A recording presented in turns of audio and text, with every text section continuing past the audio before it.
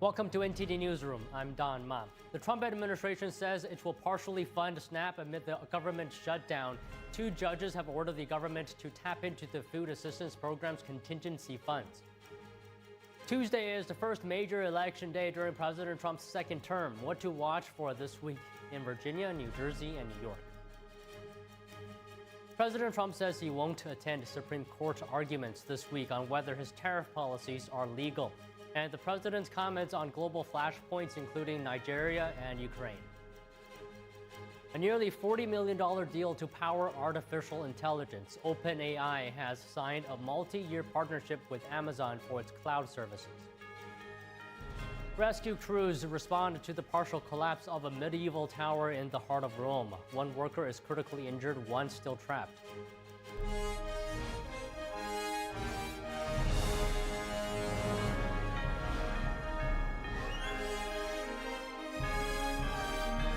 This is NTD Newsroom, live from our global headquarters in New York City.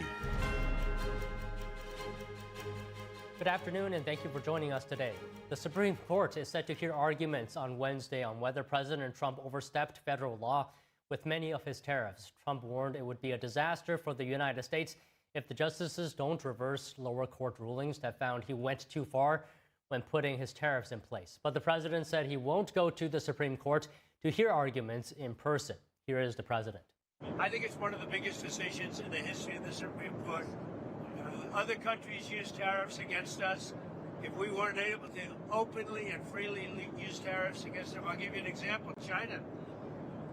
That was going to be a disaster for the world, and I was able to settle it very quickly, very easily, because I was able to use tariffs. It's total national security. So I don't want to call a lot of attention to me. It's not about me, it's about our country. I'll be going to Miami. I'm going to make a speech in front of a large group of people in Miami and said, I wanted to go so badly. I just don't want to do anything to deflect the importance of that decision. The Justice Department argues the trade penalties are part of the president's power over foreign affairs, an area where the courts should not second-guess the president. But earlier this year, 2 lower courts found that Trump did not have the power under the International Emergency Economic Powers Act to get tariffs. Yet, some judges on the U.S. Court of Appeals for the Federal Circuit said the Emergency Powers Law allows the president to regulate imports during emergencies without specific limitations. The courts left the tariffs in place while the Supreme Court considers the issue. A busy weekend for President Trump, addressing the government shutdown and weighing in on conflicts overseas. Trump spoke yesterday to reporters on Air Force One on a wide range of issues. Here are the details. President Trump is increasing pressure on Democrats to end the weeks-long government shutdown, blaming them for the Senate's stalemate. As the shutdown continues, millions of Americans are starting to lose access to food assistance. When asked if he's directing his administration to move around funds so SNAP benefits can continue, Trump called on Democrats to, in his words, open up the country. Well, it's a much easier situation than that. If they vote to open the country and open up immediately, we don't even have to think about that. The president doubled down in a CBS 60 Minutes interview that aired yesterday, saying he won't be extorted by Democrats seeking to extend Obamacare subsidies before reopening the government. Trump also took to social media, once again urging the Senate to scrap the filibuster, a tactic used to delay or block votes by keeping the debate running as long as possible. Unless at least 60 senators vote to move forward, a filibuster can stall most bills. He said getting rid of it will allow Republicans to pass what he called all their common sense policies. However, Republican leaders have dismissed the proposal, arguing the 60-vote threshold is essential and has historically helped them block Democratic initiatives when they were in the minority. The president also made headlines over the weekend for comments suggesting possible U.S. military action in Nigeria. He said the U.S. could deploy troops to stop what he called the killing of large number of Christians. They're killing record numbers of Christians in Nigeria. And they have other countries very bad also. You know that part of the world, very bad. They're killing the Christians and killing them in very large numbers. We're not going to allow that to happen. Nigeria's government said on Sunday it would welcome U.S. help in fighting Islamist insurgents as long as its territorial integrity is respected. Meanwhile, aboard Air Force One, Trump ruled out providing Ukraine with long-range Tomahawk missiles. It comes after weeks of speculation, with Trump saying he was considering the option. On Sunday, though, he said such a move could escalate tensions with Russia. When asked if there was a final straw that would show Russia isn't willing to end the war, Trump said both sides may simply need to, in his words, fight it out. The Trump administration says it will partially fund SNAP amid the ongoing government shutdown. The announcement follows 2 court orders requiring the government to dip into contingency funds for the food assistance program. The Department of Agriculture had earlier said it would freeze SNAP payments starting November 1st due to a lack of funding. The program serves about 1 in 8 Americans and costs taxpayers about $8 billion a month. The department has said the contingency fund for SNAP amounts to $5 billion. The process of loading SNAP cards involves steps by state and federal agencies and vendors. Replenishing cards can take up to 2 weeks in some states. The average monthly benefit is usually about $190 per person. And severe staffing shortages due to the shutdown are causing widespread flight delays across the country. Transportation Secretary Sean Duffy spoke on CNBC today regarding air traffic controller shortages. Is there more risk in the system when you have a shutdown? Absolutely, there's more risk. But if we thought that it was unsafe, we'll shut the whole airspace down. We won't let people travel. We're not there at this point. It's just significant delays. According to FAA data, this past weekend marked the worst for air traffic control staffing shortages since the shutdown began. Their absences have led to tens of thousands of delays at some of the busiest U.S. airports. The shutdown has forced 13,000 air traffic controllers and 50,000 Transportation Security Administration officers to work without pay. Duffy said he has no plans to fire air traffic controllers who are calling in sick. He said the FAA was already short of 3,500 air traffic controllers even before the shutdown. Airlines have repeatedly urged Congress to pass a continuing resolution and end the shutdown. Tomorrow is the first major election day during President Trump's second term. Heated races in Virginia, New Jersey, and New York City will test the popularity of Republicans and the ideology of democratic socialism. NTD's Melina Weisskopf tells us more. In New York, Democrats have chosen Democratic Socialist Zohran Mamdani to face former Governor Andrew Cuomo, who's running as an independent. I will not be the mayor that we have today who went on national television and opened the door to civil immigration enforcement. I will be the mayor that stands up for our sanctuary city policies, that stands up. New Yorkers are concerned. You have this Democratic Socialist. What does it mean to have New York being run by a person who favors socialist economic policies? Public safety is a very big issue. I want to add police. He has been very anti-NYPD. And then you have... The race will test the popularity of socialist ideology among Democratic voters. Democrats were hesitant to endorse Mamdani, and House Democrat leader Hakeem Jeffries refused to acknowledge Mamdani as the future of the party. Do you see Mamdani as the future of the Democratic Party? No, I think the future of the Democratic Party is going to fall, as far as we're concerned, relative to the House Democratic Caucus and members who are doing a great work all across the country. As it relates to our the 2 New York Democrats are challenged by Republican Curtis Sliwa, leader of the Guardian Angels, who built his campaign on law and order. You cannot allow people not to pay the fare. Zohran Mamdani is fantasy, which when reality hits, he's not going to be able to do it. And by the way, it's the state that has to do that, not the mayor in the city of New York. Across the river in New Jersey, voters will elect a new governor to replace the Democratic incumbent, whose term is limited. A close race shaping up between Democrat Mikey Sherrill and Republican Jack Citarelli. My opponent's not from New Jersey. She hasn't even been here all that long. And what little time she's been here, she's been 6 years in Congress, and somehow, some way, tripled her net worth. How about we elect the Jersey guy? I have a different kind of background, military service. I'm a mom of 4 kids. I'm focused on driving down costs. I have a plan to take this as the emergency it is, the crisis that it is. And a term-limited Republican governor is set to be replaced in Virginia. The state's current Republican Lieutenant Governor, Winsome Earl Sears, is facing former Congressman Abigail Spanberger. But the takeaway for me is that politics isn't everything. for her in her name, for the rest of us, in everything. In the schools our kids attend, in the educational opportunities that exist, in the healthcare that we do or don't have, in the prescriptions we can or can't afford. That she's going to tax you more. Believe her. That's what her party does. Always the Democrats will tax you more. We don't have to look any. Polling shows the Democrat leading by a wide margin several days before the general election. Virginia has a history of electing the party opposite to the sitting president. Reporting from Washington, D.C., Melina Weiskup, NTD News.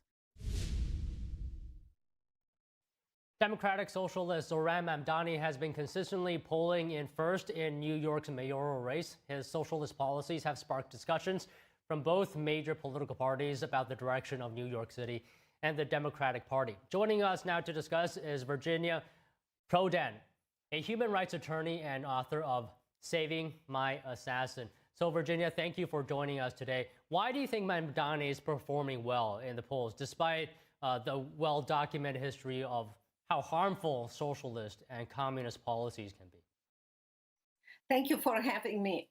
I believe one of the reasons is because people in New York, they are still thinking and believing the lies and not the reality of the situation. I remember in socialist and communist Romania, people were conquered by the boots of the Russians.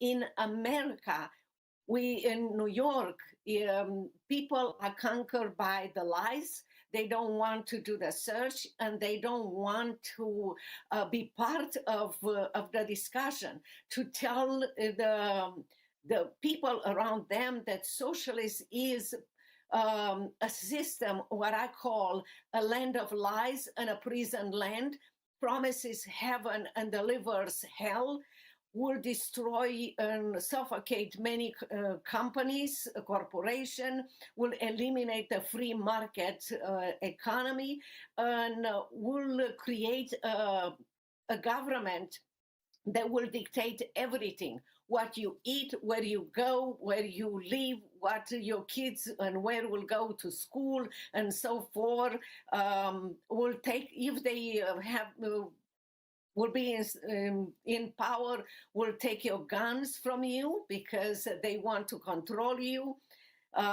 They will consider that being a Christian, you are a threat to them because for them there is no God, therefore no Bible. The Communist Manifesto is their Bible.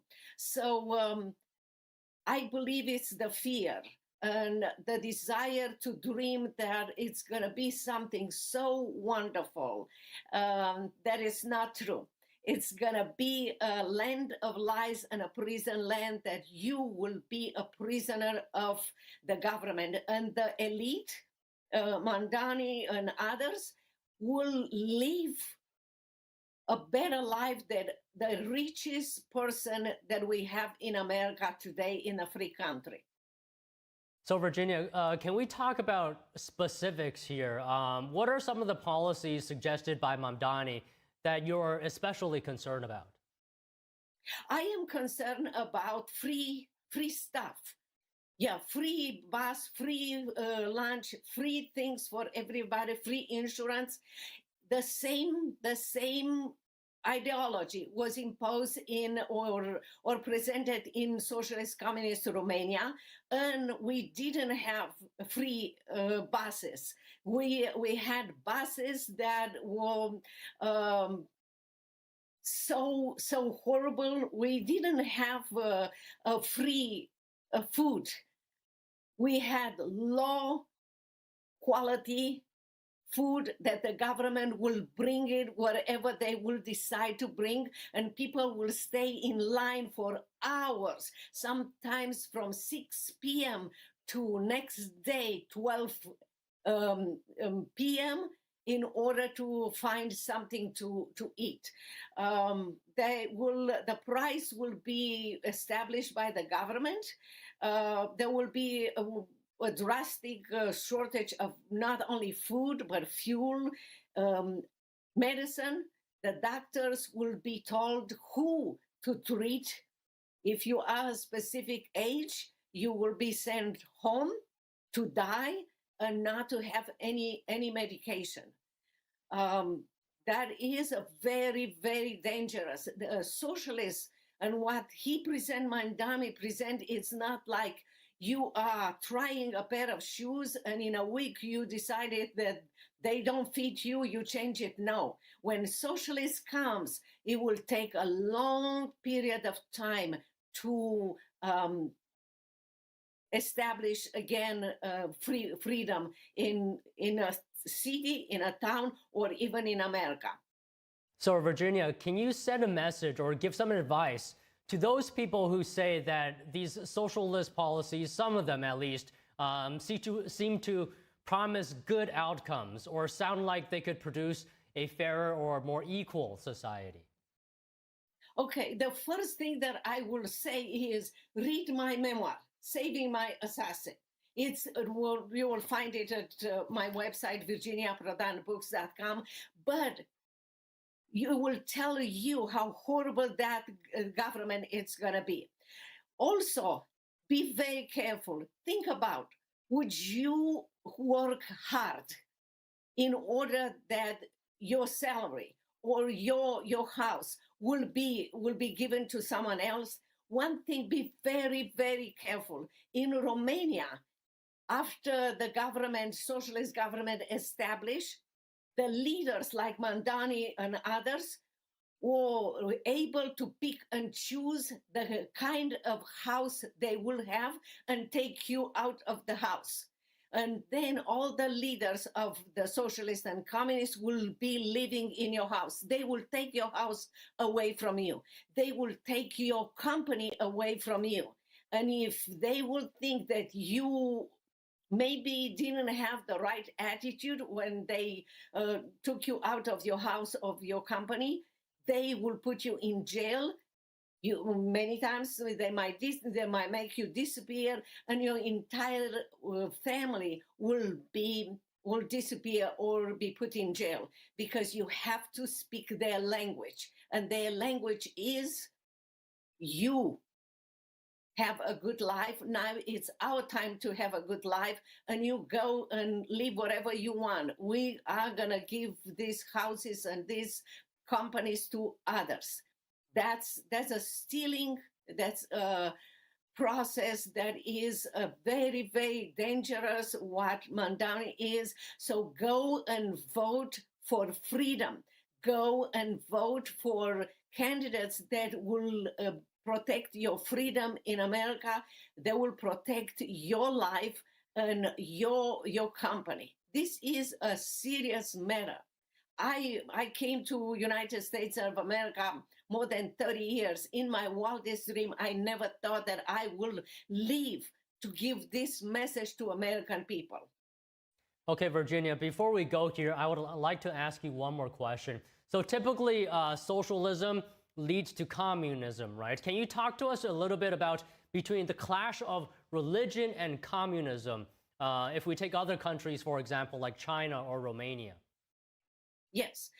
Socialism starts with lying. I'm going to give you free stuff, and you vote for me. And they will start to confiscate and everything, and you kind of feel good. Oh, I am, and everything. But then comes communists, where they have the power and they confiscate everything, and they don't give you anything. They use you as a useful, stupid person, crazy person, because they don't believe in socialism and communism.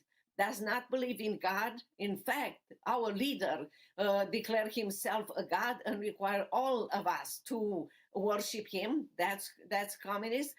The Mandami will do the same thing. He does not believe in God. He does not believe that there is a Bible and that is something with eternal values.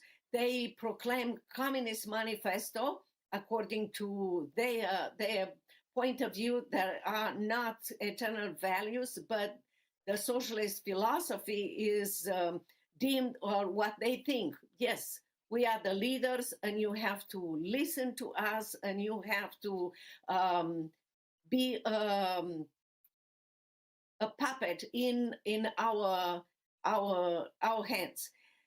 I cannot tell you how dangerous. Many times I said, if you read my memoir, Saving My Assassin, please read chapter 3 times, because it's a story of my uncle who, like Americans here, didn't pay any attention, anything, didn't want to talk. And when the communists came, they confiscated his business, they took his house, and he started to speak. And they put him in the psychiatric hospitals. And for the rest of his life, he stayed there. And he died so painfully, thinking, I should have maybe had the opportunity to speak, and I need to speak. So my message is, you have the opportunity to speak right now. As American people, we brought Christ, freedom, and prosperity to people all over the world. It is our time. It is our job right now, not only for people in New York or other states, but all the Americans, to bring Christ, freedom, and prosperity back to America. Because only with God we can have freedom, we can have prosperity, we can have companies, we can have opportunities to invent things, to create things, and to be the people that America was intended to be, and to respect the Constitution, and to respect the freedom that others died for. Okay, well, Virginia, now Mamdani is Muslim, right? And I do encourage our viewers who is listening to this to, check out your memoir. It sounds like it could be a very important piece of information for our viewers. And you're sending a very strong message today, Virginia. Thank you very much. Thank you for having me. Thank you so much.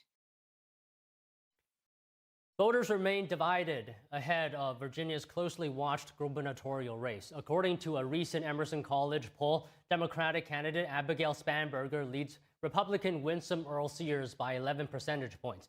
Here's a look at what local voters have to say. Virginia residents are gearing up for Election Day on November 4th. Virginia and New Jersey are the only U.S. states to hold gubernatorial elections in the years after presidential contests. And the outcomes are often viewed as an early referendum on the president's first year in office. Virginia will also vote for all 100 members of the state's House of Delegates.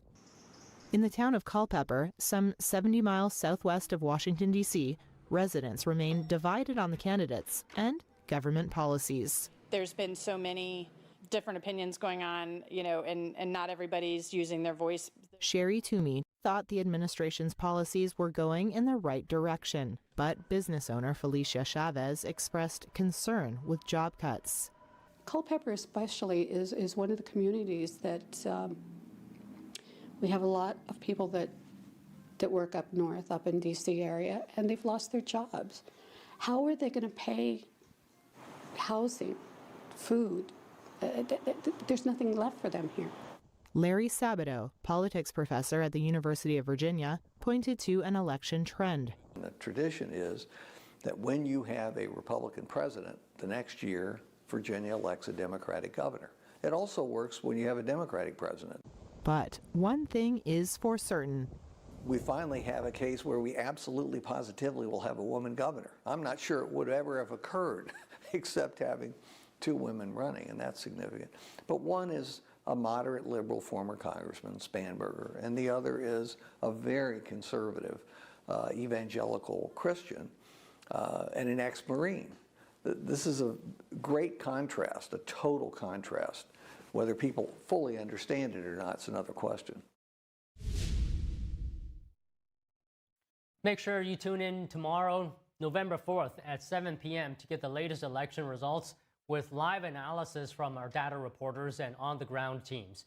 NTD's Steve Lance and Tiffany Meyer will bring you our live special coverage of all the biggest races from New York's mayoral election to the gubernatorial races in New Jersey and Virginia. That's tomorrow, November 4th, starting at 7 p.m. Eastern, only here on NTD. Don't miss it.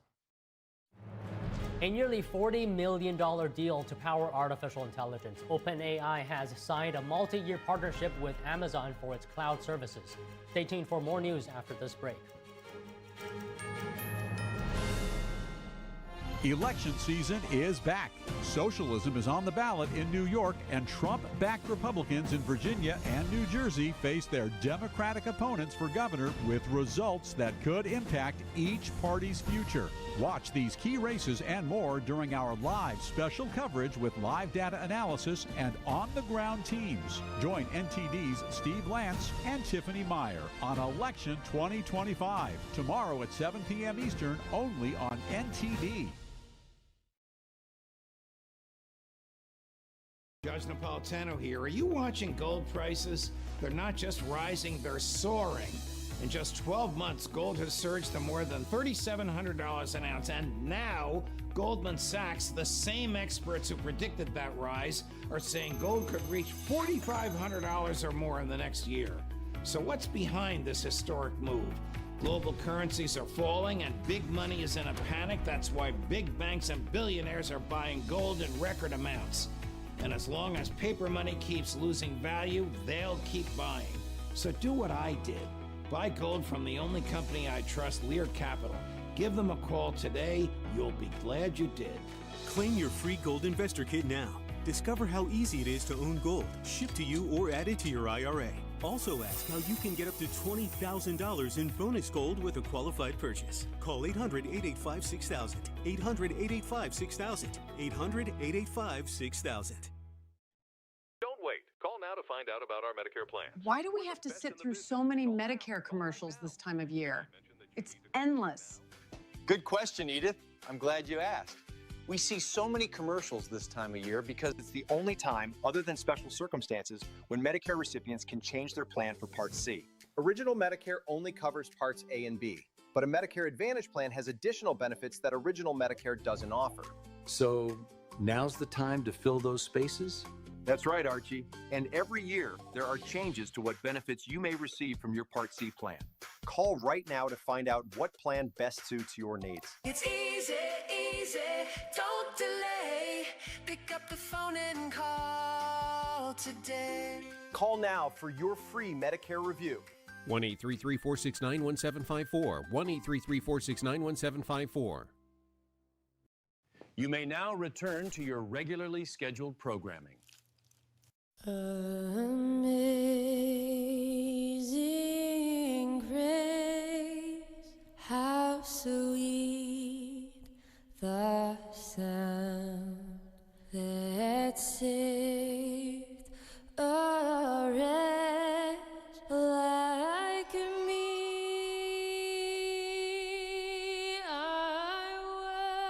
They're just young people, hungry, homeless, and vulnerable.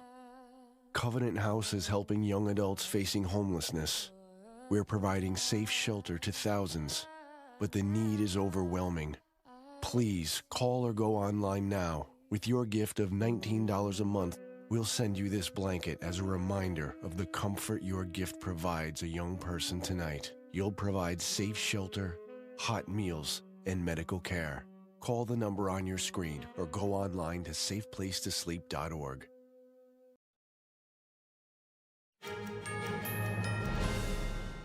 In Michigan, authorities have identified 2 suspects in a foiled terror attack planned for Halloween. The FBI said they were inspired by the ISIS terrorist organization. The 2 men are Mohamed Ali and Majed Mahmoud, both U.S. citizens under 21 years old from Dearborn, Michigan. They're accused of planning a shooting in the Detroit suburb on Halloween. They have since been arrested and charged. Authorities searched their homes and found multiple firearms, tactical gear, and over 1,600 rounds of ammunition. Officials also released surveillance footage of the 2 men practicing at a shooting range last month. According to a court document, the suspects plan to carry out an attack similar to the 2015 ISIS terror attack in Paris, France, that killed 137 people. Now to the nuclear tests President Trump has ordered.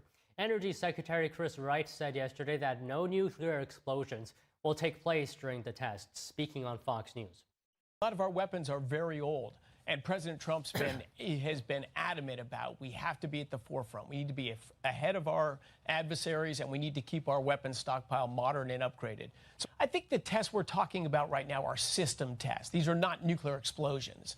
These are what we call non-critical explosions. So you're testing all the other parts of a nuclear weapon to make sure they deliver the appropriate geometry and they set up the nuclear explosion. His remarks follow President Trump instructing the Department of War to start testing nuclear weapons on an equal basis with tests conducted by adversaries. The U.S. last conducted a nuclear weapons test underground in 1992.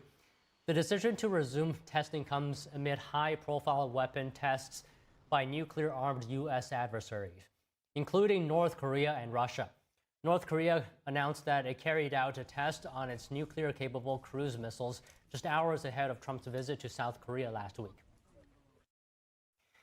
Republican mayoral candidate Curtis Sliwa continues his campaign blitz. Let's go live now to NTD's David Lam in New York. David, what can you tell us about Curtis Sliwa's campaign thus far?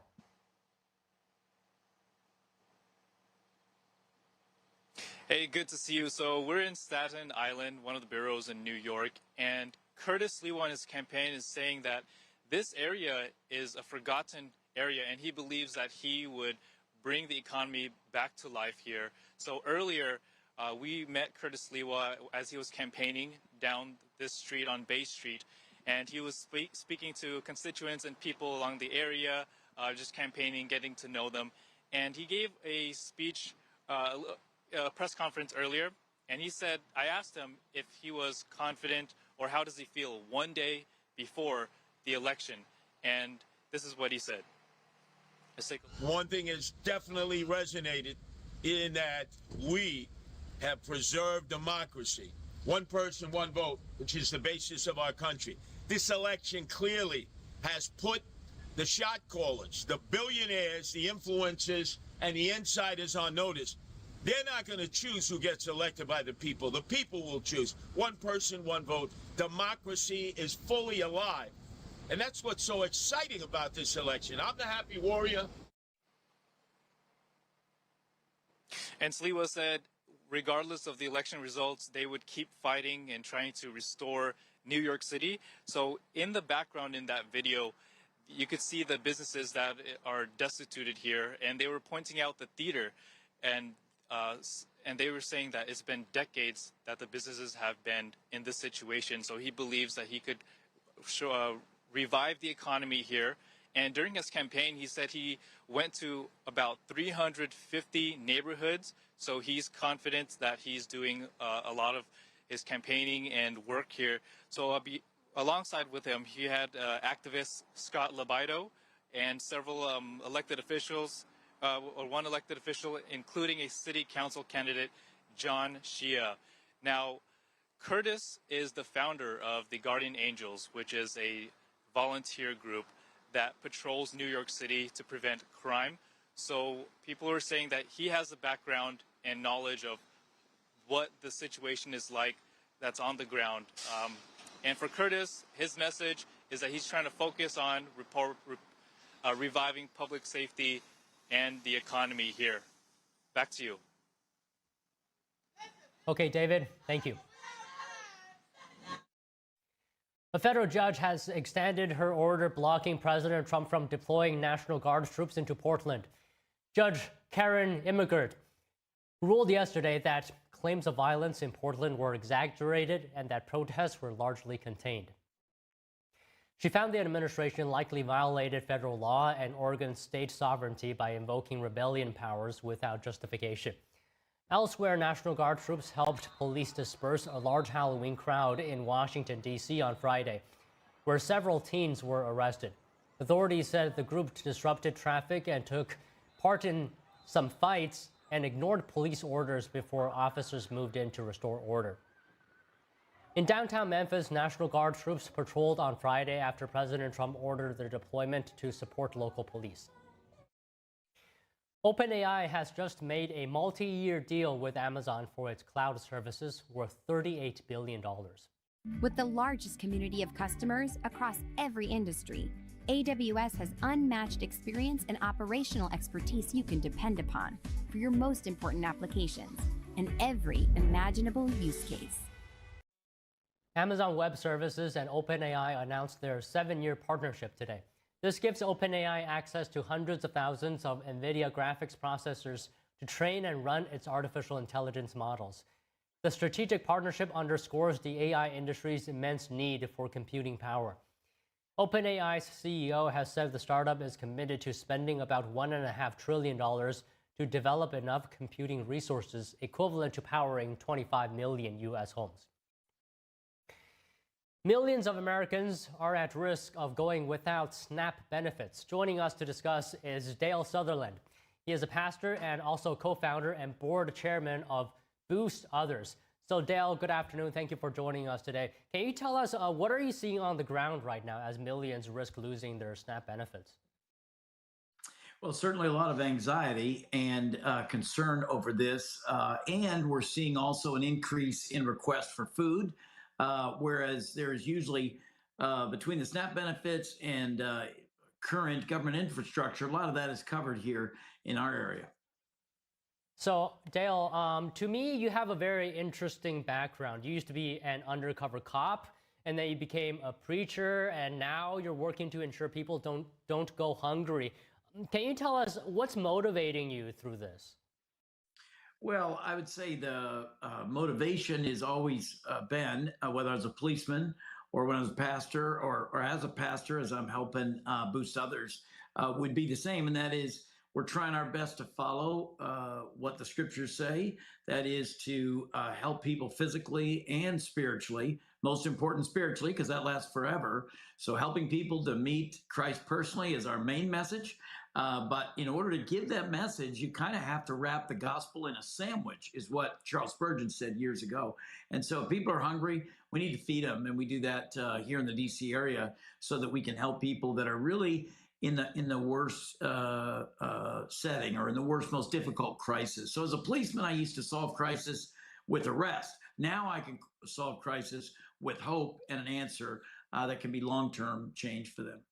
Yeah, I mean, like I said, you have a very interesting background, and you're probably seeing families, many of them, a number of them on a daily basis, right? So can you also talk to us about how families are coping right now when they don't have these SNAP benefits?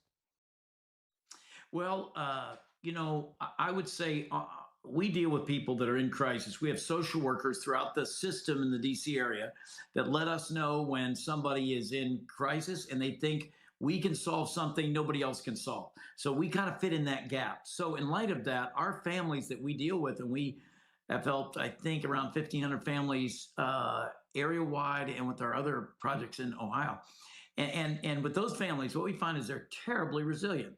And when we're able to introduce them to a relationship with Christ, it makes them that much more confident that God will get them through this next most difficult time. And so I'd say there's anxiety. Moms are working hard. Dads are working hard. When there's a government shutdown, they're trying to get other jobs, side jobs, anything to try to feed their families right now. These people are resilient, hardworking, but yes, they're anxious to get a resolution, definitely. So with these SNAP benefits stopping, right, has there or has it not put a strain on either food charities or other organizations? Do you think charities can keep up with an increased demand, and how long can they do this for? That's a great question. You know, I would say that charities are working really hard in this time, and obviously, just like during COVID, let's say, it's a massive increase for them in terms of work and need. And need is what drives it. So when you see this going on, of course, they're going to be stretched. Ours is, and others are, so that it's a great time to give, to help us to be able to fund these programs to be able to get more food into the hands of those in crisis and in real need right now. I think the local church is a great place to engage with people, but there's lots of really good nonprofits that help with food as well. So do you think, I mean, this situation, I would say is highlighting how fragile government assistance can be In your view, has America become too reliant on government assistance as opposed to community bodies like charities, for example, and churches? Oh, I think that Democrat, Republican, this has been a discussion for at least 60 or 70 years. So we've tried all kinds of things. So I think there is in some places and in some families, an overdependence. But when you hear the stories we hear about families in crisis, a lot of the families that are getting help are not lazy or unwilling to try to make their own way, but for a variety of reasons, because of crisis of family sickness and job problems and so on. It creates a real need that ideally is a temporary need. That's where we try to work, is we call it boost others. We try to boost them out of that crisis. But if it's perennial, if there's drug addiction or mental health or other things, then there's other parts of our system that come in and try to help them as well. What attitudes or emotions are you seeing or encountering the most as you help families? I would say two emotions constantly amaze me. One is there's fear or a healthy concern. But two, a commitment to getting their family through this. Families are not giving up because of lack of government funding. They are, the ones I'm talking to, are fighting hard to try to make this work and get through this in spite of whatever the government and so on does. And do you think we need to put more of an emphasis on strengthening communities, you know, the local organizations, to help families overcome these difficult times? Oh, I think that it would be wise to invest in those that are willing. You know, I always say, you find people like our guys who go to do these deliveries. You know, these are special people. And so when you have one in your community that you can really trust, it's wise to invest in them. They're willing to do work you're not able to do. You got to go to work. You got to do this and that. So to find people like our organization that are on the front lines, willing to help, and then helping them to help others, to me, this is brilliant. And I would love a world where we were able to just operate through our charities and not have to depend on government support. But for now, I think we're finding a balance. But this is a time when we really are in need to really depend on our community partners. Of course, as a pastor, as a Christian, I say, first, rely on God, the Lord Jesus, giving everybody a chance to know him. Secondly, I would say, is to look to your church or other institution. And then thirdly, to look for nonprofits, other churches, mosques, synagogues, wherever, where you can find this kind of emergency aid. So Dale, to wrap up here, just one final question. If you could give a message to families trying to get through this period of time, what would you tell them?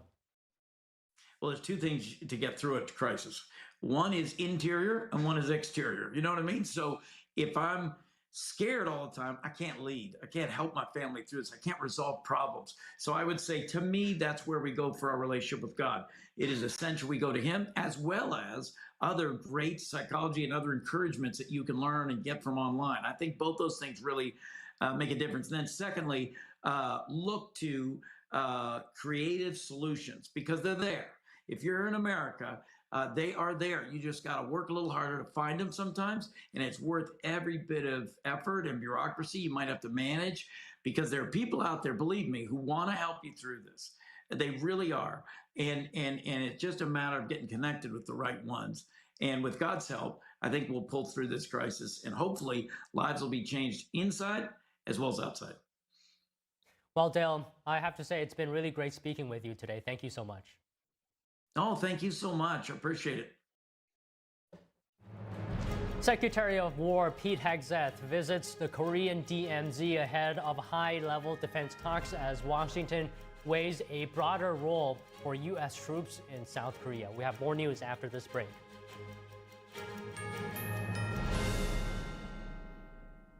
Hi, I'm Ryan Blaney, a third-generation race car driver, and we dedicate a lot of our time to going as fast as possible. My grandpa Lou is the reason why my dad and I started racing, and I'm really proud to follow in his tracks. But when my grandpa was diagnosed with Alzheimer's, it was a very unexpected bump in the road for us.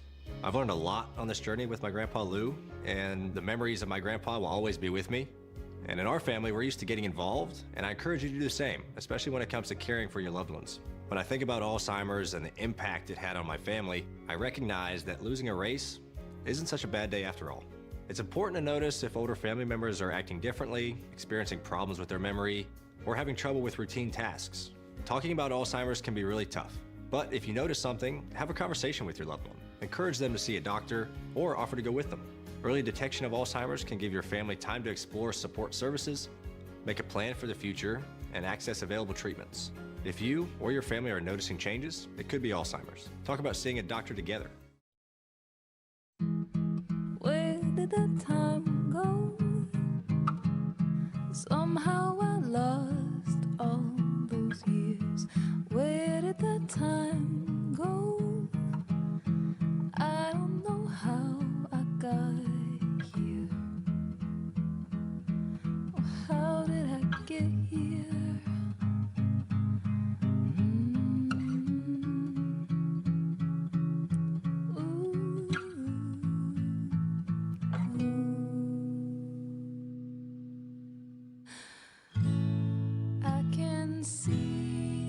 You've done the hard part. You quit smoking. Now do the easy part and get scanned for lung cancer. If you smoked, you may still be at risk, but early detection could save your life.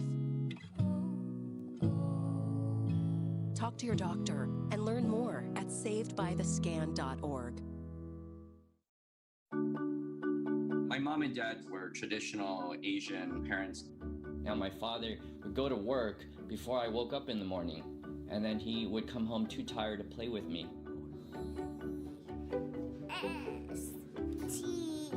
I tell my son, I love you every single day. Now my dad has never said that to me.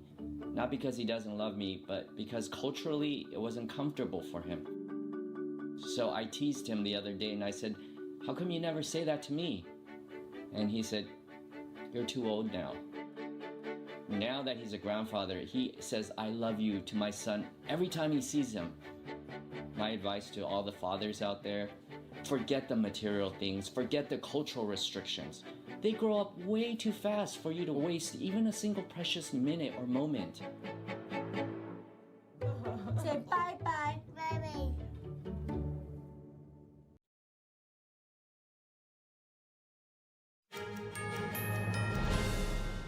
War Secretary Pete Hegseth today visited the DMZ along the border with North Korea as part of a trip to South Korea. His visit to the site came ahead of talks expected to involve Washington's goal of reshaping the role of U.S. troops in Korea. He said he was impressed to see South Korea and the U.S. conducting a joint search operation along the military demarcation line. Before coming to the joint security area, he had thought the demarcation line was straight. But after seeing that it runs through valleys and forests, his thinking changed a lot. Hegseth landed in the border area in a U.S. Army helicopter. He then met the South Korean defense minister. The defense chiefs are scheduled to hold the annual security consultative meeting tomorrow. That's the highest level forum at which the two countries chart the course of their military alliance. Washington is considering new roles for U.S. forces in South Korea. Officials say the move would make the over 28,000 troops there more flexible, ready to respond beyond the peninsula as China expands its military reach. Advanced chips, the China threat, and the new U.S.-China trade deals. Those were among the key topics in President Trump's wide-ranging interview with CBS 60 Minutes, which aired last night. NTD's Daniel Monahan has the key takeaways and comments from Treasury Secretary Scott Bessent, who's calling for the U.S. to de-risk from China. In an interview on 60 Minutes, President Trump commented on whether he would allow chipmaker NVIDIA to sell their most advanced chips to China. We will let them deal with NVIDIA, but not in terms of the most advanced. The most advanced, we will not let anybody have them other than the United States. Because then they would win the AI race. Well, they wouldn't win it necessarily, but they would certainly have an equal advantage. Right now, we're winning it because we're producing electricity like never before by allowing the companies to make their own electricity, which was my idea. NVIDIA CEO Jensen Huang last week expressed hope that his company will be able to sell its advanced Blackwell chips in China at some point. I hope so. I hope so. But that's a decision for President Trump to make. Trump predicts the U.S. will have 40 or 50% of the chip market within 2 years. The biggest companies are leaving Taiwan. They're coming into the United States because of tariffs. Trump provided perspective on China infiltrating parts of the American power grid, water systems, and buying American farmland. We're a threat to them, too. Many of the things that you say, we do to them. Look, this is a very competitive world, especially when it comes to China and the U.S., and we're always watching them, and they're always watching us. In the meantime, I think we get along very well, and I think I think we can be bigger, better, and stronger by working with them as opposed to just knocking them out. In an interview with CNN, Treasury Secretary Scott Bessent says the Chinese moves on rare earth restrictions are part of a plan they've been putting together for 25-30 years. And the U.S. has been asleep at the switch, and now this administration, we're going to go at warp speed over the next 1-2 years, and we're going to get out from under the sword that the Chinese have over us, and they have it over the whole world.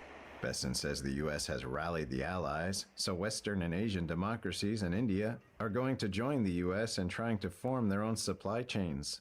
We don't want to decouple from China, but we need to de-risk. They've shown themselves to be an unreliable partner in many areas. And finally, the White House says China will stop investigations into U.S. firms in the semiconductor supply chain and will begin issuing new export licenses for rare earths and other high-tech minerals. Daniel Monahan, NTD News. Also in the 60 Minutes interview that aired yesterday, President Trump said that Chinese officials know the consequences of taking military action against Taiwan while he's in office. Trump's comments followed his meeting with Chinese regime leader Xi Jinping last week. Trump said the two did not discuss Taiwan during their meeting. You have said that Xi Jinping wouldn't dare move militarily on Taiwan while you're in office. But what if he does? Would you order U.S. forces to defend Taiwan? You'll find out if it happens. And he understands the answer to that. Well, I can't give away my secrets. I don't want to be one of these guys that tells you exactly what's going to happen if something happens. The other side knows, but I'm not somebody that tells you everything because you're asking me a question. But they understand what's going to happen. And he has openly said, and his people have openly said at meetings, we would never do anything while President Trump is president because they know the consequences. A man has been charged with 11 counts of attempted murder following a mass stabbing attack on a train in Britain. The government said the attack shows the worst of humanity, but the extraordinary bravery of those responding shows the very best. NTD's international correspondent Malcolm Hudson has more on this horrific incident. A 32-year-old black British man has been charged with 11 counts of attempted murder following a mass stabbing attack on a train on Saturday. Police have ruled out terrorism and said the suspect acted alone. British Home Secretary Shabana Mahmood said the thoughts of everyone in Parliament are with the victims of this horrific crime. The sickening act of the man who committed this crime was the very worst of humanity. But the actions of those who responded, who ran towards danger to save the lives of people they did not know, was the very best of us. I know we all share in paying tribute to their extraordinary bravery today, and I commend this statement to the House. 32-year-old Anthony Williams appeared in court charged with 10 counts of attempted murder, 1 count of actual bodily harm, and 1 count of possessing a bladed article. These in relation to the train stabbing attack on Saturday evening. Williams was also charged with 1 count of attempted murder related to a knife attack at a London train station on Saturday morning, where a victim suffered facial injuries.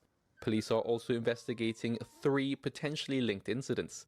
The stabbing of a 14-year-old boy who sustained minor injuries on Friday evening, and 2 incidents where a man appeared with a knife at a barber's on Friday evening and again on Saturday morning. The train attack started shortly after the train left Peterborough station. A witness on the carriage where the attack began recounted her experience. And then I see that 5 rows ahead of me, a guy in a white t-shirt just jumps out of his seat out of nowhere and starts flew. And I was thinking, what's happened? Like, there was me thinking maybe something happened to him. And then people started shouting from our coach, oh, he's got a knife. She and other passengers ran and sought places to hide away from the attacker. She said it was horrible. I was hoping that the train would just stop and we could just leave. I felt claustrophobic because everyone's pushing in and we're trapped in the small kitchen area. B, there's a guy with a knife stabbing everyone, and you don't know if you're going to be next or not. 13 people were injured in total, 8 of whom remain in hospital, including a member of the train crew who was hurt while trying to stop the suspect from stabbing others. He remains in critical but stable condition. He went to work to do his job. Today, he is a hero and forever will be. 2 men were originally arrested after the train stopped, though one was released when it was established he was not involved. Police are understood to be investigating all circumstances, including whether mental health was a factor. Malcolm Hudson, NTD News, UK. A medieval tower in the heart of Rome partially collapsed today during renovations. Italian emergency services were rushing to rescue a worker trapped under the rubble. Another partial collapse sent up a cloud of debris and forced firefighters to briefly retreat. 2 workers suffered minor injuries and declined hospital treatment. A third worker who had been trapped was rescued with serious but non-life-threatening injuries. Rome's mayor and Italy's culture minister were at the scene. The tower was built in the 13th century by Pope Innocent III as a residence for his family. An earthquake in 1349 damaged the tower, which suffered subsequent collapses in the 17th century. Rome's police chief said he expected the rescue operation to take some time due to a high risk of further collapse. Honoring Holocaust victims one name at a time, the World Holocaust Remembrance Center has reached a milestone in identifying victims from World War II. Stay tuned for that story and more after this break.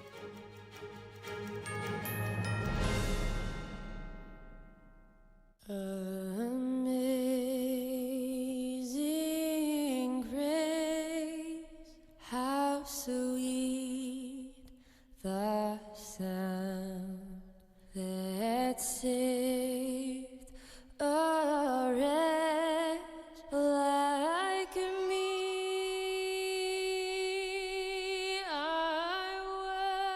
They're just young people, hungry, homeless, and vulnerable. Covenant House is helping young adults facing homelessness. We're providing safe shelter to thousands, but the need is overwhelming.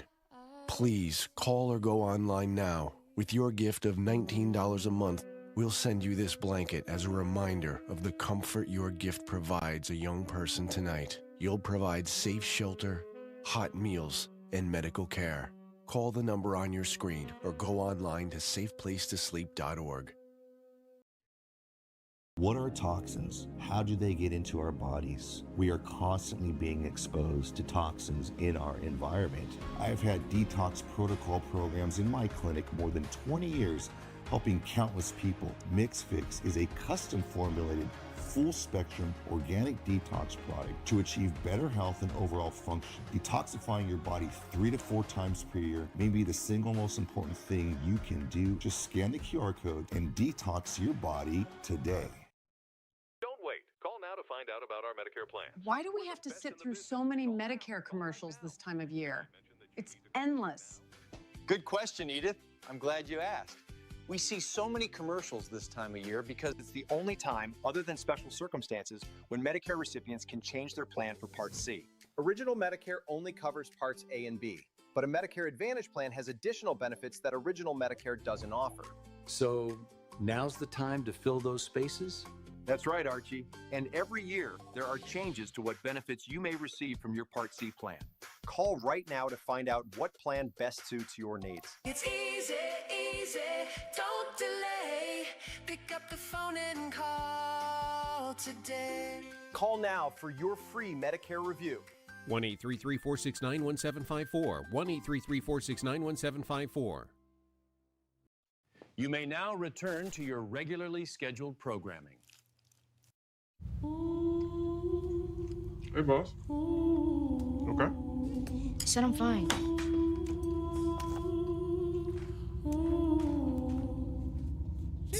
Me the bed, see you in the morning. With the first deed, Superman, but it wasn't on it. And we lost it. You can talk to me. It's been really, really hard for me.